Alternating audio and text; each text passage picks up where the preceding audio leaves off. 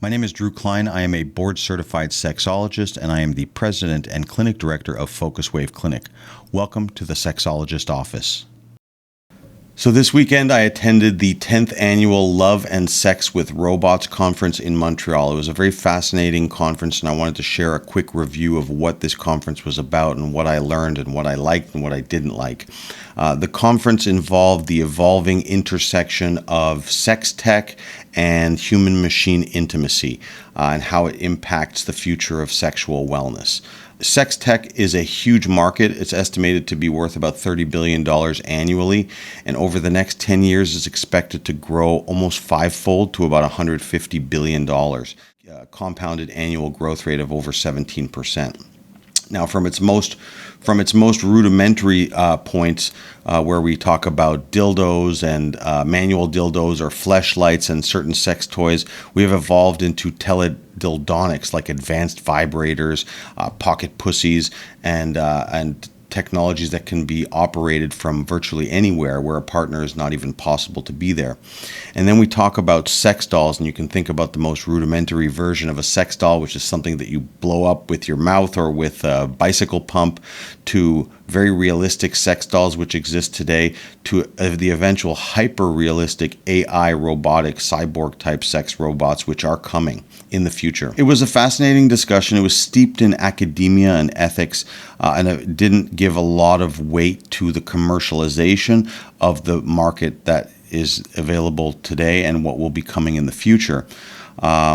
I'm hoping that next year's conference speaks a bit more to the broader market rather than the hyper niche segments which seem to dominate this and seem to be very overrepresented. I noted that most topics were pro-feminist and anti-heteronormative and ignored the larger market as a whole. And because I assume it's written from an academic's perspective, with most presenters being PhD students or professors who soak up grant funds. So the commodification of women's bodies and the racism embodied in the commercialization of sexual fantasy was a topic that I believe was well-intentioned, but I believe it missed the mark. There was a discussion about the inherent racism of manufacturers and users of sex dolls who are 85-90% male at this point, and why the demand is for them, and why are the manufacturers mostly manufacturing slim, athletic, light-skinned women.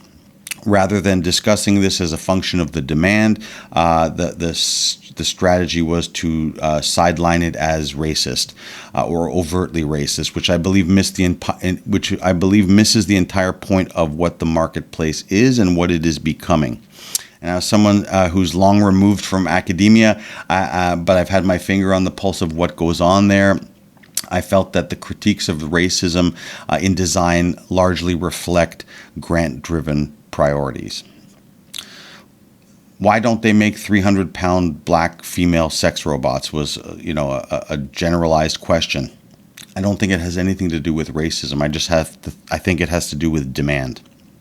Most people don't understand the cost to make a sex robot, and nobody seems to understand the cost to make a mold for a sex robot that nobody has interest in purchasing. So it's not about marginalizing non-white or non-idealized body types. It's about fulfilling the requests and the desires of the market. Same reason why Hugo Boss doesn't make pink three-piece suits. There's just not a huge demand for it out there. So Asia, particularly China, represents about 45% of the manufacturing of all sex robots worldwide. And yet the discussions at the LSR 2025 and in the academic literature highlight an anti-Asian bias in how the industry is perceived. Now, Western media often portrays the manufacturers as pushing an exotic or a submissive design, perpetuating fetishism. And so my question at the time was are these Asian manufacturers just being racist against themselves, or are they just providing the market what they demand?